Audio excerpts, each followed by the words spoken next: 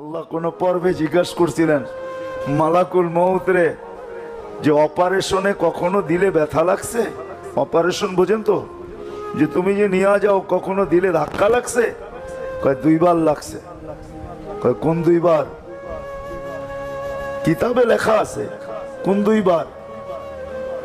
বলছে বন্যা চলতেছিল, প্লাবন চলতেছিল, এক নারী প্রেগনেন্ট অবস্থায় কাঠের উপরে বাসতেছিল, আর ওইখানেই বাচ্চা প্রসব। ওই মুহূর্তে আপনি বলছিলেন যে বাচ্চা রেখা মাকে নিয়ে আসো।